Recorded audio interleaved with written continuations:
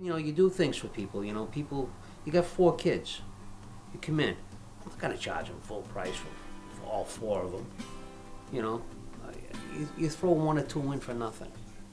The guy can afford to come in and bring his kids in because, you know, the guy's working hard, don't have a lot of money, so, you know, you make it easy for him to take care of his kids. You get a loyal customer, they'll keep coming back to you.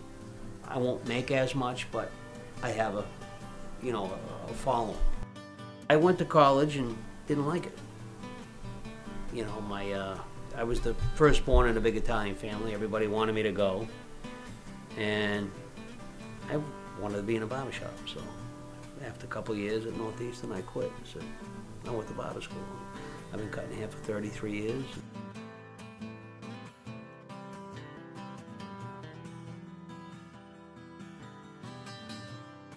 It's important you make a living, but you gotta like what you do.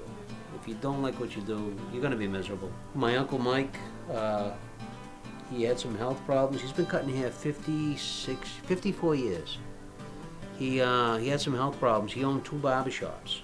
He asked if I had an empty chair, and I brought him in, and you know, we've been having a blast. I bought an existing barbershop from a barber who was 65 and just happened to pass away suddenly. And I had always worked in a walk-in business, so you just walk in, sit down, or you walk in and wait to get a haircut. And he had, the barbershop I bought was down the street from the old GE plant on Boulder Drive. You know, you can spend a half an hour on a client and you can, you know, have kind of an intimate conversation about family and private things because nobody's sitting around listening. You can take your time and, you know, you're gonna give them the best haircut you're gonna give them anyways because you want them to come back. A lot of good friendships. You know, it's a nice business. It's a family business. You know, I have 3-4 generations of families coming in, and it's amazing. I was cutting kids' hair. My landlord, his sons work for him. One's a lawyer. They own homes. They're married. They have kids now. And I was cutting their hair when they were 4 years old. So it goes like that.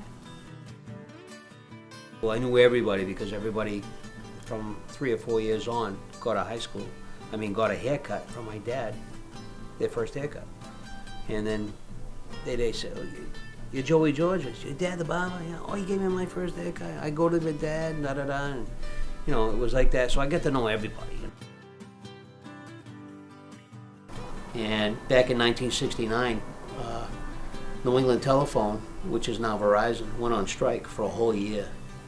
The union went on strike for a whole year. And for that whole year, not only were people growing their hair long, so barbers weren't making a lot of money, but my father told all the guys that worked for the telephone company to come in for haircuts, and he didn't charge them.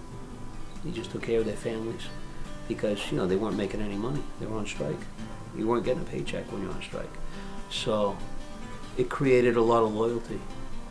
In a way, he knew it, but in another way, I mean, it was 5 of us kids my father had, so he knew what they were going through, not having any money. And back then, haircuts were like 75 cents. Your mortgage was $200 a month. So you do a bunch of 75-cent haircuts. You had to do about 200-300 haircuts to pay your mortgage. It's all piecework. So he knew what those guys were going through. He carried them, and he got loyal customers forever. That mentality is disappearing. That's old school. That's like 2 generations ago.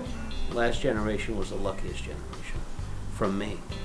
I'm 54. All the ones that are like 75 right now, they grew up in the best times. They were in the 50s.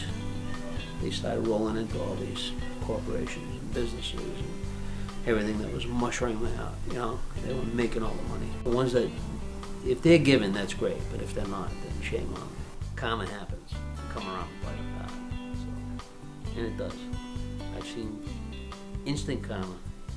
Did you ever see the instant karma on Ridiculousness? Yeah, when Dirtek, guy goes to punch a mailbox, he goes, boom, the mailbox goes, boom, whacks him in the head. Instant karma. I've had college kids coming in, they're gonna save some money to buy some beer. They bought a Flow beat, you know, and they come in and I'm like, they're like, what can you do to fix this? And I'll tell them, let it grow.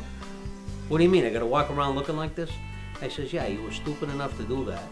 If I give you a haircut right now, it's not gonna look good because I can't fix what you did.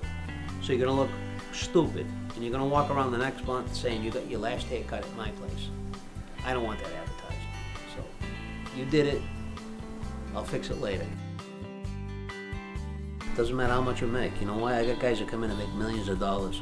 All of a sudden they get diagnosed with cancer. They will give all that money away to be healthy. So the money doesn't mean shit. But I'll tell you what, the same thing, the give to get. I got guys that come in here and they're retired. They worked in a factory. They got nothing. They got Social Security, which is nothing. They're getting, what, $700 a month? They live up in the sundial. They come down here. Certain months they're deciding whether they're gonna buy tuna fish or get a haircut.